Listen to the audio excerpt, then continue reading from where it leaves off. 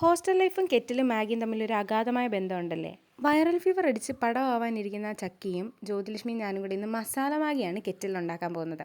അതിനുവേണ്ടി നമ്മൾ ആദ്യം മുട്ടയ്ക്കകത്ത് കുറച്ച് ഉപ്പൊക്കെ ഇട്ടിട്ട് കെറ്റിലിട്ട് ഇങ്ങനെ ചിക്കി മാറ്റി വെക്കണം. അതേ കെറ്റിലിൻ്റെ അകത്ത് കുറച്ചും കൂടെ നമ്മൾ വെളിച്ചെണ്ണയൊക്കെ ഇട്ടിട്ട് നമ്മളുടെ സവാളയും ഉപ്പും പിന്നെ അതുപോലെ തന്നെ മുളക് പൊടി, നമ്മുടെ മസാല പൊടിയുണ്ടല്ലോ, മാഗി മസാലയും കൂടെ ഇട്ടിട്ട് പ്രോപ്പറായിട്ട് ഇങ്ങനെ വരട്ടിയെടുക്കണം. എടുത്തു കഴിഞ്ഞിട്ട് ആ വരട്ടിയതിൻ്റെ അകത്തോട്ട് കുറച്ചും കൂടെ വെള്ളം നമ്മൾ നല്ല രീതിയിൽ ആഡ് ചെയ്തിട്ട് നമ്മൾ ആദ്യം ചിക്കി വെച്ചേക്കുന്ന മുട്ട അതിൻ്റെ അകത്തോട്ട് ഇട്ട് കൊടുക്കണം.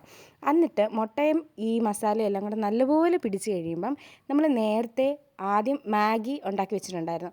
ആ മാഗി അതുപോലെ അതിൻ്റെ അകത്ത് ഇട്ട് കൊടുക്കണം. അങ്ങനെ ഇട്ട് കൊടുത്തിട്ട് നല്ലപോലെ മിക്സ് ചെയ്യണം. 2-3 സ്പൂൺ വെച്ചിട്ട് വേണം മിക്സ് ചെയ്യാൻ, കാരണം അത്രയും ക്വാണ്ടിറ്റി ഉള്ളതുകൊണ്ട് നല്ലപോലെ മിക്സായി വരാൻ. അത് കഴിഞ്ഞിട്ട് നമ്മൾ കഴിക്കണം.